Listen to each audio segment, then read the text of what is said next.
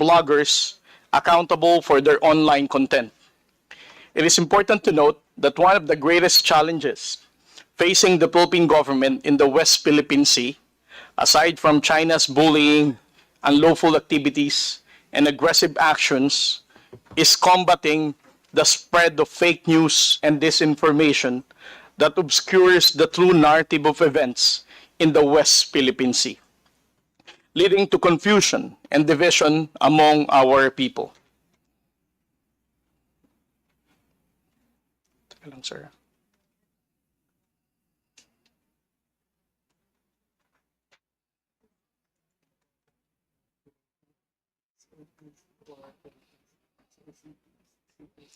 When President Ferdinand Marcos Jr.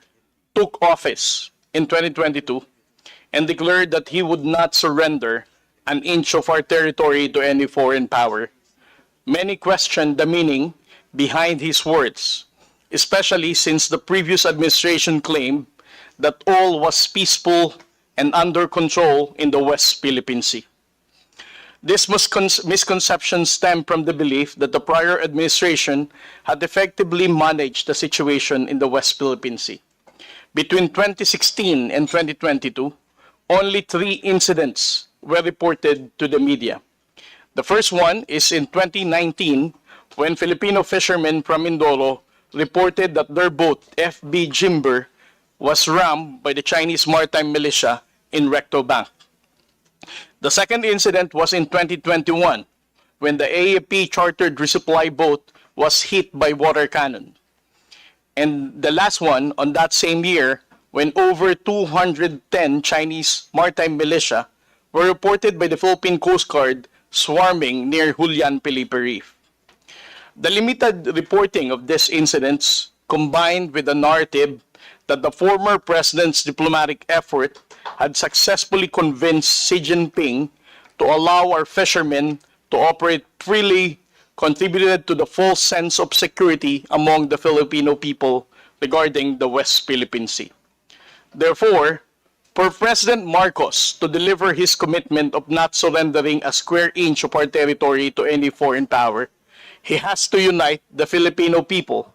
And the only way that we can unite our highly polarized country is to awaken their sense of patriotism with the right information. This is the reason why the Transparency Initiative of the National Task Force West Philippine Sea was launched in 2023, and it has 2 main objectives. First, it aimed to raise awareness among the Filipino people about the realities in the West Philippine Sea, emphasizing why these issues matter, and outlining the legitimate basis of our position.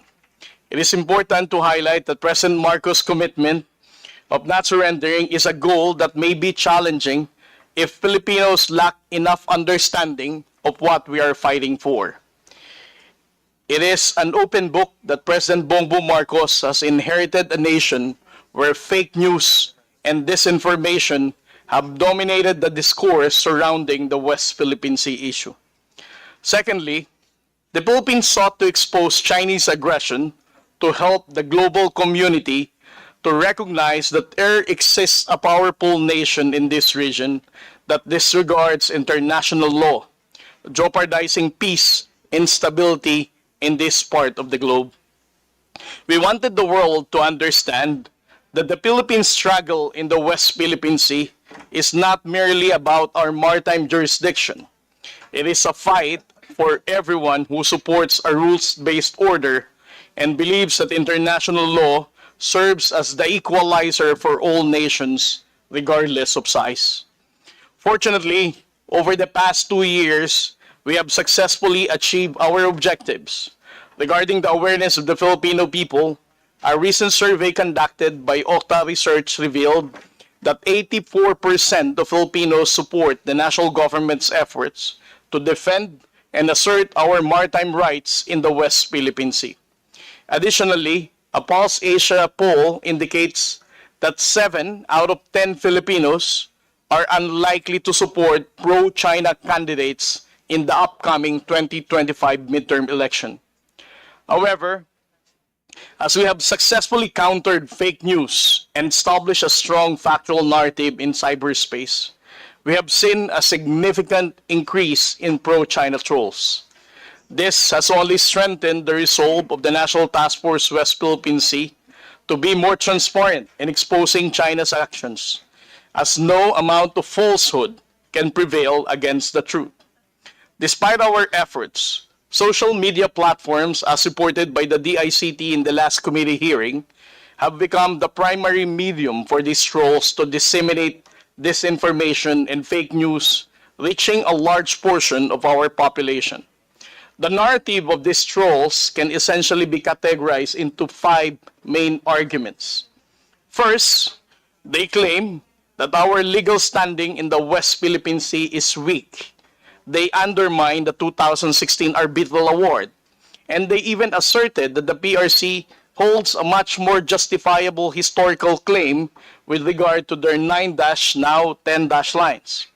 Secondly, they present a distorted version of events, echoing China's narrative that incidents occur due to Philippine actions that resulted to vessel collisions, for example. Binangga na tayo, papalabasin pa ng trolls, Philippine Coast Guard ang may kasalanan dahil tayo daw nabangga ng China Coast Guard. Third, they argue that the Philippines' decision to stand firm against the People's Republic of China's aggression is merely dictated by the United States, suggesting that our transparency efforts are actually orchestrated by the Americans under the guidance of Ray Powell. Fourth, they even employ a defeatist argument, claiming that we are powerless against China and that insisting on our rights could even lead to war, and it would be easy for China to invade the Philippines in just a matter of days. Lastly, they contend that the tensions in the West Philippine Sea have only escalated under the current administration of President Bongbong Marcos. They said that there were no such tensions during the time of former President Duterte. Another damaging tactic employed by pro-China trolls is to attack the messenger. When we launched our transparency initiative aimed at exposing Chinese aggression in the West Philippine Sea, I was relatively unknown, having just returned from Tokyo after my PhD studies. However, as we gained traction the weeks following our launch, I became a target for these trolls who sought to tarnish my reputation as a Philippine Coast Guard spokesperson for the West Philippine Sea. They unearthed and amplified the fact that I was a discharged cadet from the Philippine Military Academy, that I was not able to graduate from PMA. And they even attempted to portray my postdoctoral fellowship in Washington as the time of my recruitment as a pawn of the United States government. Their attacks even escalated, labeling me as a pro-US lapdog and even a CIA recruit, that even my mother is having a difficult time to understand dahil wala daw po sa mukha kong maging CIA. Eventually, they fabricated another lie, alleging that I was even receiving a $4 million talent fee from the US Embassy. Kung may $4 million akong talent fee, kahit isang bayad lang, hindi na siguro ako haharap sa Kongreso ngayon. When that failed to damage my reputation and public confidence in me, they even went further, concocting a story that I visited personally the residence of Speaker Romualdez to receive 3 black bags. Although hindi nila sinabi kung ano ang laman ng black bags, but for the record, I don't even know the address of Speaker Romualdez.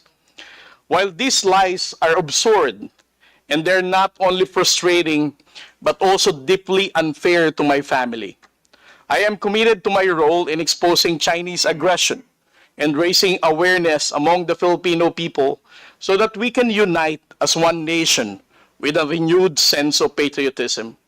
My efforts are not motivated by the Americans, nor for any political ambition. My dedication is for the future generation of Filipinos. The awareness we instill in today's youth will reshape the future direction of our struggle in the West Philippine Sea. Maraming salamat po, Mr. Chair. Thank you.